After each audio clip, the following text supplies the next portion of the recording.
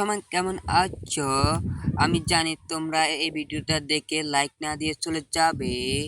নাম আমার কাল্লু মাস্তান, করি আমি শুধু কিল চুরি ছাড়া আমার কাজ আর কোনো কিছু নাই।